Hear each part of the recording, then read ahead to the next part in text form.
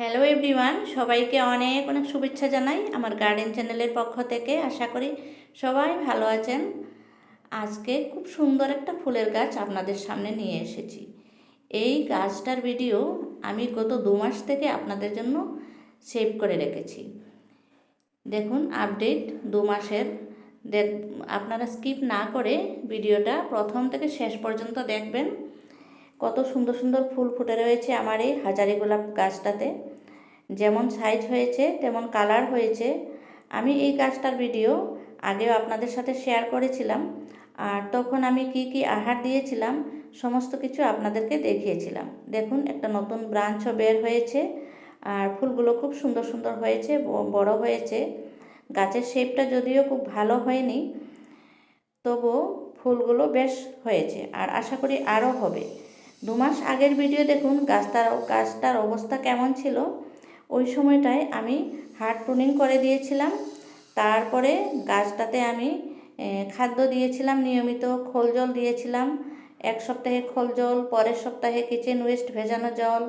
তারপরে দিয়েছিলাম আমি কলার খোসা খুব ছোটো ছোটো করে কেটে গাছের নিচে ঢুকিয়ে দিয়েছিলাম।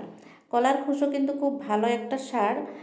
পটাশিয়ামের পরিমাণ খুব বেশি পরিমাণে পায় গাছে। কলাতে খুব প্রচুর পরিমাণে পটাশিয়াম আর ফসফরাস আছে। তাই আমি ছোটো ছোটো করে এভাবে কেটে গাছের নিচ থেকে একটু মাটি সরিয়ে ঢুকিয়ে দিয়েছিলাম।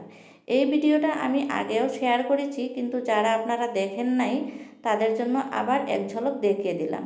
এভাবে করে কলার খোসা দিবেন গাছের নিচে, খুবই উপকার পাবেন। আর এই কলার খোসাগুলো দেওয়ার পরে আমি মাটি দিয়ে ঢেকে দিয়েছিলাম। তারপরের থেকে আমার গাছের চেহারা সম্পূর্ণ চেঞ্জ হয়ে গেছে। দেখুন গাছে নতুন নতুন পাতা গজেছে, নতুন ব্রাঞ্চ বের হয়েছে, ফুলের কলিও আসা আরম্ভ হয়ে গেছে।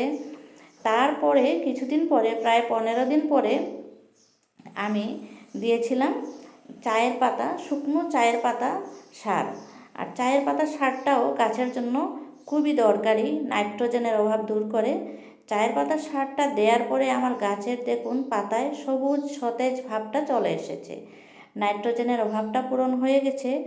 তারপরে 1 সপ্তাহ পর আমি দিলাম আবার খোল জল, পাতলা করে খোল জল দিলাম। আমি 15 দিন 1 সপ্তাহ এরকম গ্যাপ রেখে রেখে খাদ্য দিয়েই চলেছিলাম। তারপরে দেখুন গাছটা আমার কত সুন্দর ফুল আসা আরম্ভ হয়ে গেছে। অলরেডি দুটো একটা ফুল ফুটেছে। ওই সময়টায় আমি কিচেন ওয়েস্টগুলো যে ভিজিয়ে রাখি যে ড্রামে, ওখানে পচে গিয়ে যে জলটা হয় সেই জলটা আমি গাছের সেবন করব। তার আগে দেখুন গাছের নিচটা পুরোপুরি শুকিয়ে গেছে একদম। তারপরে আমি এই কিচেন ওয়েস্টার জলটা সেবন করব। আপনারা কিন্তু গাছের ড্রেন সিস্টেমটা পরীক্ষা করে নেবেন, ড্রেন সিস্টেমটা ভালো আছে কি না। ড্রেন হোলটা খুব ভালো হতে হয়, না হলে কিন্তু গাছের গোড়ায় পচে গিয়ে গাছ মরে যাওয়ার সম্ভাবনা থাকে। আর আমার এই হাজারি গাছটা জুন জুলাই মাসে আশা করি আমি আরও বেশি ফুল পাবো। তখন আমি এই গাছটা থেকে কাটিং নেব, নতুন চারা গাছ করব। তখন আমি আপনাদের সাথে অবশ্যই শেয়ার করব। আর আপনারা যদি গার্ডেন করে ভালোবাসেন, নিশ্চয়ই আমার চ্যানেলটাকে সাবস্ক্রাইব করে দিয়ে আমার সাথে থাকবেন আর ভিডিও আপডেট দেখতে থাকবেন। আজকের ভিডিওটা পছন্দ হলে অবশ্যই একটা লাইক পাবো। দেখুন কত সুন্দর সুন্দর ফুলের গুচ্ছ ধরে ধরে আসছে। আশা করি জুন জুলাই মাসে আমার এই গাছটাতে আরও বেশি ফুল হবে। সামারে যে ফুল হয় সেই ফুলটা এখনও আমি পাইনি, জুন জুলাই মাসে সেটা হবে।